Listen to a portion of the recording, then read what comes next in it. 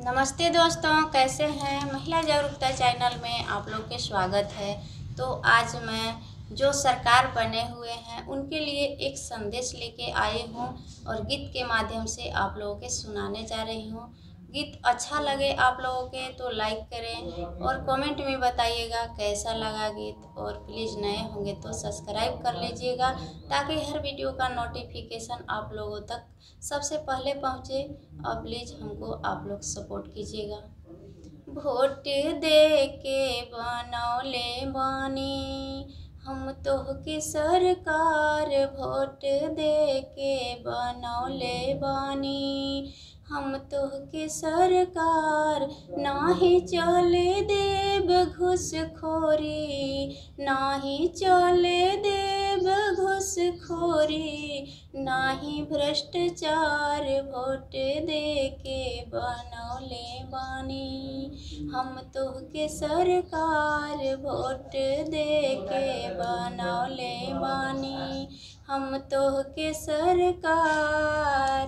धोखा जनी देबा त अगला बेर समझा देब, धोखा जनी देबा त अगला बेर समझा देब। वोट दे के बनौले बानी हम तोहके सरकार, वोट दे के बनौले बानी हम तोहके सरकार। गरीब मजदूरवन पे ध्यान देवे पड़ी, गरीब मजदूरवन पे ध्यान देवे पड़ी। वोट दे के बनौले बानी हम तोहके सरकार, वोट दे के बनौले बानी। पढ़ल लिखल युवा के नौकरी देवे पड़ी, पढ़ल लिखल युवा के नौकरी देवे पड़ी।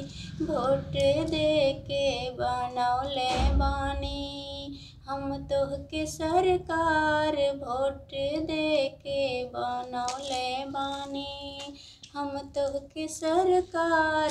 गरीब मजदूरवन के रोजगार देवे पड़ी, गरीब मजदूरवन के रोजगार देवे पड़ी। वोट दे के बनौले बानी हम तोहके सरकार, वोट दे के बनौले बानी।